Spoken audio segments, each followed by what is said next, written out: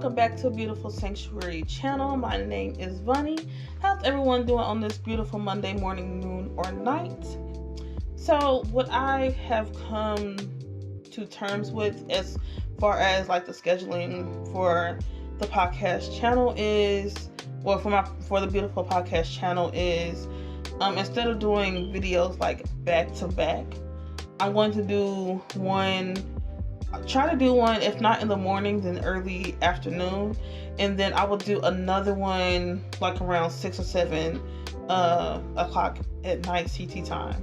So early in the morning or early afternoon, and then the second one I'll do is either late evening or nighttime, if that makes sense. So yeah, so still turn on your post notifications so that you don't miss out on the 2 videos that I will post Mondays and Fridays, and then so that you don't miss out on the journaling prompts that will happen on Mondays, Wednesdays, and Fridays, and then it's still on either Saturday or Sunday. But if we're doing videos and then journaling prompts on Fridays, then the journaling prompt for the weekend will be on every Sunday. So be on the lookout for those.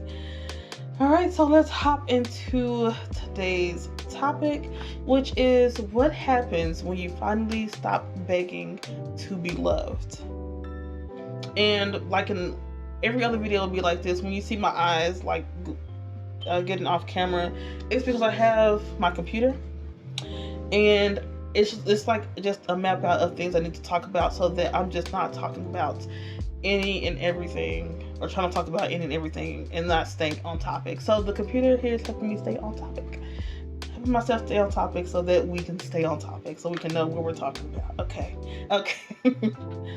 Alright, so what happens when you finally stop begging to be loved? Before I read from the computer, what I think happens when you stop begging to be loved, that love that you're seeking from somebody else, you will learn to do with yourself. When the things you do in relationships, you can do for yourself. You want to go out, you want to go out with somebody for lunch, dinner date, take yourself out for lunch and a dinner date. You like doing picnics, and do it with yourself. You don't necessarily need to be with someone in order to treat yourself, in order to feel loved. All that time and attention and love that you're willing to give somebody else, put it towards yourself. That's, healing is a process, and truly loving yourself is an even harder process when you're so used to trying and begging for someone to actually stay in your life, and asking and begging for their love. And when it comes to a time when you're begging and pleading for anybody to stay in your life for whatever reason it is, needs to be cut off instantly, swiftly. So it says you could build, you realize that being wanted isn't the same as being loved. Just because somebody wants you, or even vice versa, just because you want to be with somebody does not mean that you love that person. Just because you want to be with them, wanting and being loved is 2 different things. Just because somebody may want you, or they may say, oh, that person's cute. That cute and love don't mean the same thing. Just because you say, oh, that guy looks cute, or that girl, she fine AF, that does not mean that you love that person. You like how they look, or you may like how they act, but that does not necessarily mean that that person loves you or you love that person. It says here, sometimes we're focused on getting someone to choose us that we don't stop to ask, do I actually feel loved here? And I remember I was watching this show last night, and it was 2-girl relationship. One of the girls proposed and the other girl told her no, because I don't feel seen in this relationship, basically. And she knew where she stood in a relationship before the question was even popped. And you have to, when you do happen to get in a relationship with somebody, where you know that you don't feel loved, but you're just trying to see where this goes. Never get into a relationship with somebody just hoping to see if it goes right, or if it goes right. That's the biggest red flag ever. If this person isn't, if they're making every situation that happens about them and only them, or they're not willing to see you or help you out in your ups and downs in life, then it's that's when the relationship becomes questionable, because it's like they're putting the spotlight on them. When I think when it comes to relationships, everything should be balanced. I'm a Libra, and so everything has to be 50-50 with me personally. So when you know that you don't feel loved in a situation, someone can want your attention, companionship, body, money, energy, or presence without genuinely caring for you. And that's where the unbalance comes in it. When you overgive your body, or you overgive your money, your time, your energy, your presence, and this person doesn't really love you the way that you think or the way that you would like them to, that's where the unbalance comes in at, because you're over exerting your companionship, your body, your time, your money, your energy, your presence, and this person is just take. And then that's where you get those people who are like, you can't leave unless I allow you to leave. This relationship isn't over until I say it's over.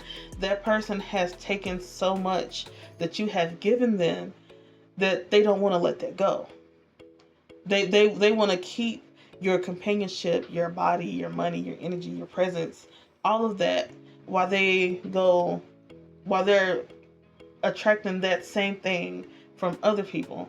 And then that's what you call energy vampires, companionship vampires, body vampires, that just all of that, your money, your body, your presence, your companionship, all that is what tains your energy. And then that person wants to hold on to that energy, telling you you can't detach yourself from me yet until I say so. But until I say so, I'm gonna go talk to this person, that person, this person, that person. And that's where energy vampires comes in at. And then by the time that person does decide to let you go, then it's almost like you allow yourself to feel that separation. I don't want to talk to anybody no more, be with anybody no more. But then we somehow tend to attract those same people. And we'll get into like the laws of attraction when it comes to relationships in another video. All right. The second one is you stop chasing people for the bare minimum, which is communication, attention, respect, consistency, affection, reassurance, and effort. That's the bare minimum. That's things that you normally would do in a relationship. And if that person isn't normally doing that in a relationship, you have to stop and realize, does this person really care for me the way that I thought they would, or the way that I care for them? But you also have to see that when it comes to relationships, if you don't love yourself first, then you will always question, is this person even doing the bare minimum? Because if you love yourself to accomplish, I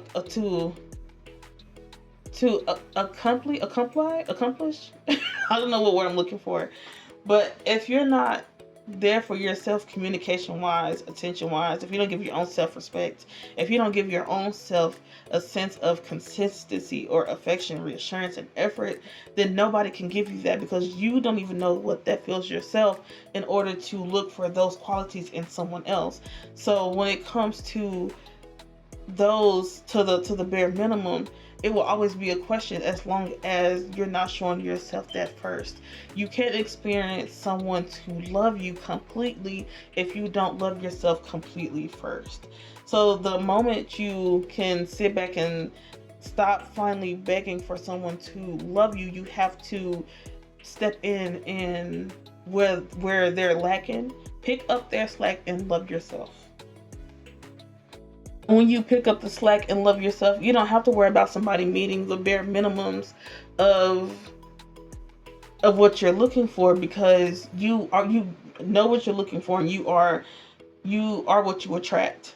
If you don't have good communication, you're gonna attract somebody who doesn't have good communication.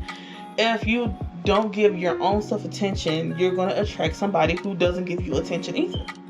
If you don't have self-respect, you're gonna attract that. You can be wondering why I keep attracting these people who don't treat me right. And you have to sit back and look at, do you even treat your own self right? Because nobody can treat you good. Nobody can treat you how you want to be treated if you're not treating yourself that same way. Because real love is going to come to somebody who doesn't know how to love themselves. If you know what you're looking for, if you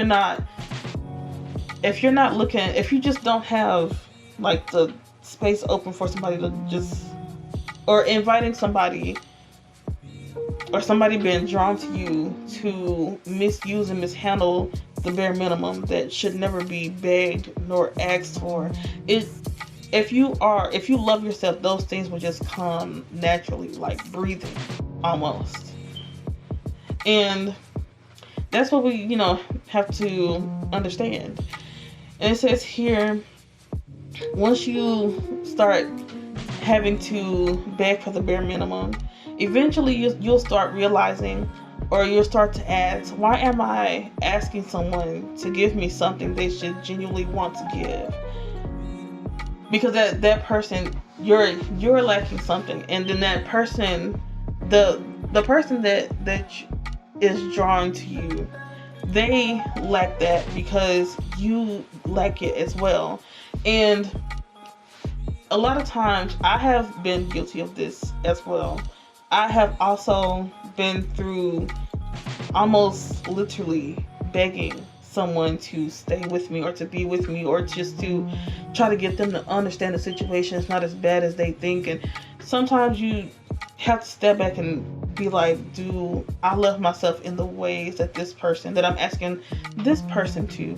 Because you wouldn't have to ask yourself that question if you love yourself first. So I think what I'm trying to say here, because I didn't really look at the notes that much, is just learning to love yourself first. And then I see here it says, stop over explaining yourself. When it comes to relationships and you're trying to explain, you tell somebody, I did this because of this, or I said this because you did this. That person know what they did. That person know what they said. Trust me, they are well aware of what they do and what they say. Well aware of that. And when you have to over explain and over analyze to them, your own thought process to how they treated you and how you reacted to what they said or you reacted to what they did, stop. It says, when you're afraid someone will leave you, you may constantly explain why. This is why I'm reacting that way. This is what I meant. Please understand me where I'm coming from. Please is a begging word. It's a begging phrase. Not phrase, a word. Like when you ask for something, like when you were a kid. When you were a kid and you asked your mother or your parent for something, you said, please. That's like begging. So it's just saying, please understand where I'm coming from. If that person is not trying to understand where you're coming from, they will never understand where you're coming from. And we have to, as people, understand that it's okay if that person doesn't understand where you're coming from. If you know for certain that your heart was in the right place when you said what you said, or when you did what you did, or even if it was like a cause and effect type situation, then you don't have to over explain yourself. You don't have to make yourself seem like the good guy in the situation. Because an energy vampire will make you seem like the bad person regardless. So since you can't control what people say and what narrative they paint, if you know that you were good in a situation and that you weren't doing any dirt or whatever the cause may be, then you know that you're good. And even if it was like a cause and effect situation, I cussed you out because you ran off with her, or I slit your tires because you ran off with him. Things like that, things like physical things like that, things that can be replaced or something like that, is when you are starting to over explain yourself, and you're trying and forcing or trying to get that person to understand why you did what you did. And then you start to feel bad because, or you start to feel angry because you see that that person is really not trying to understand you. And since we cannot make people understand us or to understand why we did what we did because of what they did or what they said, according to whatever the actions may have been, then it's kind of like, what can you do in that situation but let that situation go? If that person is not seeing or not trying to understand what they did wrong or what they said wrong, nothing you can do or nothing you can say is going to make them be like, oh, okay, well, let me change what I'm doing. Let me not do this to him or to her. Let me act right. They're not going to do that. Not energy vampires are looking for the next victim. Okay. But just make sure that you don't fall victim in over explaining yourself. They don't need to know the why because they will never understand the why. And you cannot make them understand the why behind the reason of you reacting to what they did or what they said. Okay, and last thing is, stop trying to prove that you are worthy. This is a huge one. Stop trying to prove that you are prettier, thinner, quieter, more successful, more available, more agreeable, more sexual, more helpful. If someone is more of that than you are still worthy of love. You are still worthy, not even love from somebody else. Like me, I'm not thin, very big and bodacious, but I don't look at skinny people and be like, oh, I wish that was me, or I have to look like that so people will give me attention and love and affection. You don't know what that person is going through, for one. Why that person may be thin. You don't know what sickness they got going on, and neither does the next person who may think that's attractive. But that when it comes to that, it's like to each his own. But you should never feel unworthy because you are not prettier, you're not thinner, or you're not more successful than this person. All those things are just physical things that can be altered and changed, but you shouldn't want to alter and change those to be more appeasing to people. Never change who you are in order to feel worthy, because you don't let those things, don't let like physical things make you feel unworthy of anything. Because you're not pretty or thinner or you're quiet or someone else is more successful or the more. Love who you are so that somebody else can love who you are as well. Love who you are and love on yourself so that you attract the right person. Not to love you more, but not to love you more than yourself, because nobody should be able to love you more than you. Nobody can love you more than you love yourself. And if that's I don't know if that's a thing or not. If somebody could love you more, maybe that's something that I have to experience for myself as well. Like I always say, I'm talking to us, me, you, y'all, we, everybody as a collective. So yeah, that is today's video. This video will be posted later on today. So whatever time you stand this, it will still be Monday. If it's Monday morning, noon, or night for you, still make sure that you have your post notifications turned on so that you don't miss out on all the things that will be happening on this podcast channel. No, this is not a normal podcast channel. That's okay. I don't have any fancy lights, no fancy mics. It's alright. Yeah, don't forget to like, share, and subscribe. I will be posting again journaling prompts for Monday, Wednesday, and Friday, and I will be doing a Sunday journaling prompt every Sunday. So yeah, posting twice Monday, posting twice Friday, and then doing journaling prompts Monday, Wednesday, Friday, and then another journaling prompt on Sunday, and then we'll keep going like that every week. So yeah, just trying to space everything, trying to have a good scheduling going on. So yeah, hope to see y'all in either the journaling prompts or the next video. Bye.